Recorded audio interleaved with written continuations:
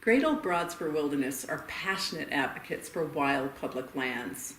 In early 2015, we adopted a climate change position statement that made climate change a key part of our wilderness protection work. And that gave birth to the Wild Care Project, wild meaning women in loving defense. We work with our national membership, our partners, and our grassroots chapters, our 36 broadbands, as we call them, to bring attention to the fact that our national public lands are not as protected as we might think. In America, fully a quarter of our greenhouse gas emissions are coming from fossil fuel extraction on our national public lands in an increasingly industrialized landscape. So instead of our public lands being a place where carbon is sequestered, they are instead becoming a place where greenhouse gas emissions are emitted, a key part of the problem. To discuss climate awareness and activism, we sat down with Naomi Klein, a global thought leader and the author of the 2014 book, This Changes Everything, who was recently invited by a senior aide to Pope Francis to lead a conference on climate change and the environment at the Vatican. National policies in the US and Canada are not protecting public lands and waters as carbon sinks, that is, for sequestering carbon in high biomass forests, in our oceans, in grasslands, and in other ecosystems. In fact, our policies are encouraging increasing extraction of fossil fuel. I asked Naomi Klein, what are the major policies that we need to change, and what is the role of the citizen activist? Yeah, well, I think actually there's a hugely important role just in doing public education about the principles of public land ownership, because I think that a lot of what is being protected now are gains that were won a generation ago or 2 generations ago. So you now have generations of young people who are not familiar with those fights. Like how are those state parks and national parks created in the first place, and why? What was the thinking behind it, right? But are people really thinking about what that means, and the madness that a government, at the federal level, where you've got a president who's increasingly talking publicly about climate change and how urgent it is simultaneously auctioning off public lands that have been protected for the public interest to oil and gas and coal companies to dig up carbon and engage in deforestation and feeding the problem in such a direct way. And I actually think that public land battles are some of the most winnable battles, precisely because you have this mandate to act in the public interest on these lands. That doesn't just mean providing a place for people to have recreation. A public interest. And this is why the fossil fuel divestment movement has started with educational institutions that have a mandate to act in the public interest, because we can win when the terrain is defined as the public interest. And I think public lands are very similar in the sense that it's harder to win these battles when we're talking about private property. But if we're talking about public lands and we can educate the public about the philosophy behind protecting these lands, connect it to climate change, that part of acting in the public interest is safeguarding this land for future generations and stopping a process that is destabilizing life on Earth. I mean, that would seem to me to be pretty straightforward public interest. Then I think we can really win. And too often those connections aren't being made. And we don't think of the fact that we're giving these lands away at well below market values, for ridiculous fees, taking very little royalties, as a huge subsidy to this industry, an active encouragement to do the exact wrong thing. So we need to obviously make those connections, and a lot of it is public education. I think it's something that we often forget, is that we have to renew this educational process for every generation, and I don't think people are learning it in schools, these principles. So part of wilderness protection is public education, and we think of wilderness as being a space for public education, and it is, but we also need to do something even more basic than that, which is explain to people why public land matters in the first place. Many people, if they think about climate change at all, think that there's little that they can do. They think that the policies are too far removed, the science is too complex, or there's simply little hope. I asked Naomi, what is it that we can do to move from paralysis to action, and how do we stay in that important place of hope? As I said before, this wave of activism that we're seeing is very much about people starting from where they are and where they feel passionate about, where they feel connected to. So maybe that's about stopping fracking, in their town. Maybe it's about protecting a cherished piece of wilderness. Maybe it's about challenging their school to live up to its stated values. But it's people standing somewhere where they feel very connected. So I think that in terms of battling hopelessness, a lot of it is about connecting to each other, right? Because the challenge with place-based activism is that you can feel like what you're doing doesn't matter because you're just in this little pocket. I think that all of these actions are critical, and they're part of what I call in my book blockadia, which is this, blockadia is not an individual place, it is really a frame of mind. It is that willingness to put one's body in between the bulldozers and the land, and to take that direct action, or maybe it's legal action or legislative action or divestment, but it is finding those points of vulnerability in the system. And I think that there's been a lot of real strategic thinking about where are the choke points in this huge web of extraction, transportation, export, where there's real vulnerability. And we've seen that with the megaloads fights, for instance. Who would have thought that would be a vulnerable point? So what's important, I think, is not, where do we fight, but how do we network? How do we build all of these different fights, wherever we find the vulnerable point, wherever we find the choke point, making sure that people don't feel isolated, that they are empowered by the activity that's part of this whole web that we're increasingly calling blockadia, and increasingly translating that into policy. Right? I mean, we need to close off new fossil fuel frontiers, right? It's not, direct action is a stopgap. Ultimately, we need policy that says we are not going to drill in the Arctic. We are not going to open new coal mines. We are not going to build new tar sands projects. We need to wind down the ones we already have in Canada. But in the meantime, we cannot build new infrastructure.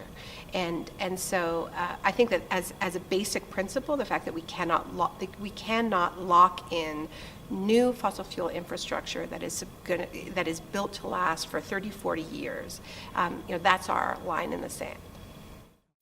I wondered what Naomi would recommend to Great Old Broads for Wilderness members as key ways to engage as climate activists. This is such an exciting time to be doing this work. I think that it's what you're doing is absolutely critical, and I know that it can sometimes feel like, well, this problem is so huge, and we're just working in this tiny little corner. What good does that do? And I think that what's so critical to understand is that the work that you're doing, protecting wild lands, is part of this incredible global uprising where people around the world are protecting their lands and are working under this banner that we need to leave the carbon in the ground. And we need to protect natural carbon sequestering mechanisms like forests. And so, all of these issues are connected. So, I think when we're just in our little corners, it can feel overwhelming. But if we think about this huge global wave, I mean, the fact that the Vatican has now become this huge voice calling for action on climate change, we realize that every one of these pockets really matters. And I think what's so special about this wave of climate activism is that it is so driven by love of place. It isn't the climate movement of just kind of looking down at the globe from outer space, this sort of abstracted Earth and carbon, all about, parts per million of carbon in the atmosphere. All that matters, but that's not really what's going to save us. What's going to save us is the passion that people feel towards the places that they love, and also protecting those places for the next generation so that they can develop those deep connections. I wanted to hear examples of climate wins. Where can we point to success stories in North America in relation to public lands? That we document in the film in southeastern Montana, around Billings and northern Cheyenne reservation, because when I first went there, when I first started work on This Changes Everything, I guess I first went in 2009 probably, and I first met Alexis Bonagovsky and Mike Scott, who are these two great local activists, and it was like they were playing whack-a-mole. Everybody always used that metaphor, but it was just like, they're trying to beat back the Keystone XL pipeline, they're trying to beat back fracking, they're trying to beat back a coal mine, they're trying to beat back the Tongue River Railroad, they're trying, just absolutely everywhere. There were new fossil fuel projects. I mean, there was a plan to have a coal to liquids plant on the Crow Reservation. The Northern Cheyenne looked like they were going to open up to coal mining. There was the Otter Creek mine, and it was just like this frenzy, And we've been going back to this community again, and again over these past now 5 years, and the mood is completely different. Every one of these projects has either been stopped, suspended, or it looks like it's not going to happen. Otter Creek had already gotten the permit, but now it doesn't look like they can build the railroad, and the railroad is going to export terminals in Washington State that are also successfully winning their battles. The Northern Cheyenne have increasingly turned on coal mining, and a lot of that is because there are all kinds of really exciting projects to bring renewable energy. Same with the Crow Reservation. The Keystone XL pipeline, we've managed to beat that back all these years. So I think when we're looking at the individual battles, it can just feel overwhelming. But then when you sort of zoom out, it's like, wow, look at all these different fronts where we're winning. We're never going to win these, decisive victories. But when you look at it as a whole, you really see a shift. An important part of our WildCare program is to open up the space for conversation about climate change. It should be something we're comfortable talking about with our families and beyond. I asked Naomi, how do we get to that point? I think that there are a lot of people who do want to talk about it and are not talking about it because they don't feel confident enough. So I think there has to be a process of public education where people just get practice talking about climate change.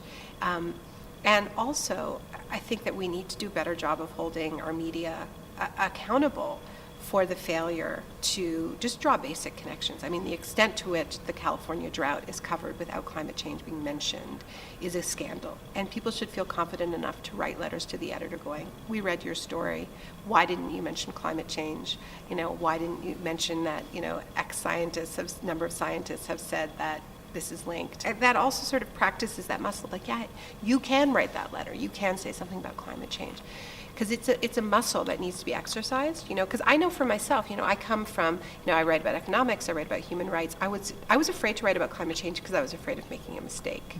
And it took me a long time to build up that confidence.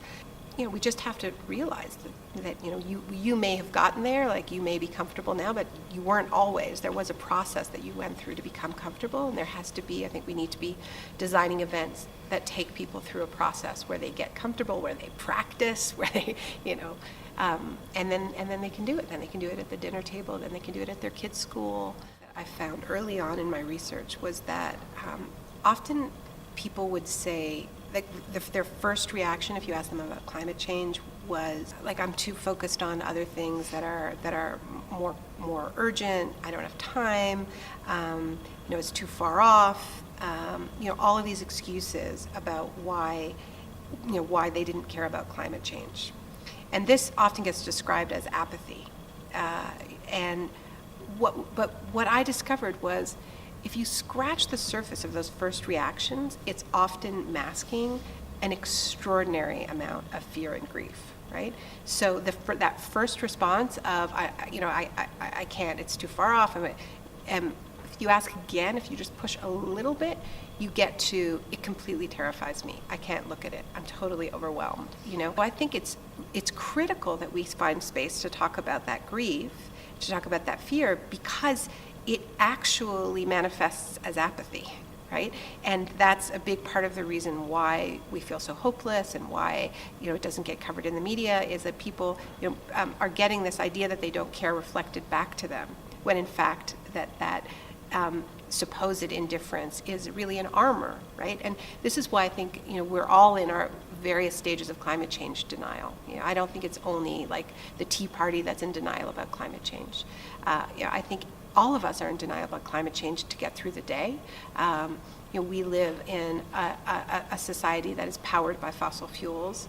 We live in a time where of extraordinary cognitive dissonance, where the scientists are telling us we're in an emergency and our politicians are doubling down on the exact wrong activities. We reconcile this by withdrawing and by claiming we don't care and looking away.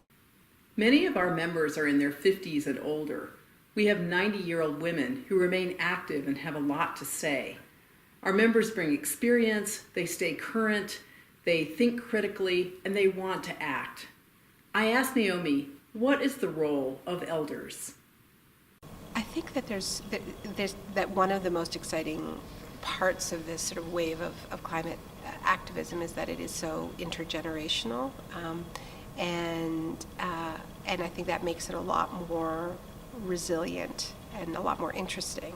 I think that there can sometimes be this sort of scapegoating of sort of like young versus old, like you left us this mess. And when I talk to young activists, that's not what I hear from them. I mean, I hear a lot of humility about the fact that they, when everybody under 40 right now knows nothing than, life since Reagan. They don't know they don't know anything other than growing up in a culture that has been waging war on the very idea of collective action, the public sphere. All they have seen government do is dismantle, unmake, cut back, privatize, right?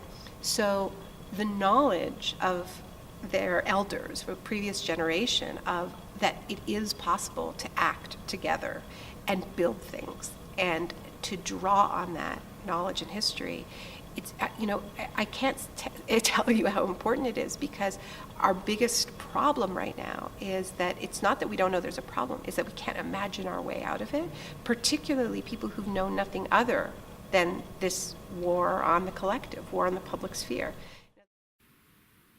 An enormous part of our commitment to this work is thinking about future generations, perhaps our own children and grandchildren, and those of all species. I asked Naomi if she thinks differently about climate change now that she has a young son. As I was writing the book, I would often, the only breaks I would take from the work were, time with my son. That was because I was really busy, and so my only breaks were for him. And he was always really, really into books, and I would read a lot of books, and children's books are all about animals. And so the moments where I kind of really broke down around this were these moments where I would be reading him books about animals that I realized, he might never see, animals that were deeply endangered. And then my first moment was when I was reading this book called Looking for a Moose, which is this book about these kids who really, really, really want to see a moose. And I'd read it like maybe 75 times, and he was completely obsessed with this book. And then suddenly I thought, and the refrain in this book is, will we ever see a moose? I've never seen a moose. Will you ever see a moose? And I suddenly thought, oh my God, he may never see a moose.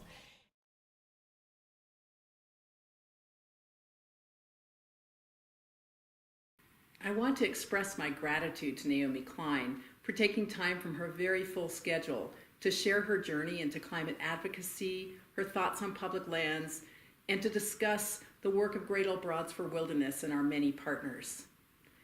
We feel more committed than ever to making public lands a part of the solution to climate change, not part of the problem. We would love to have your involvement. Check our website, call our office, or send us an email and find out about how you can get involved.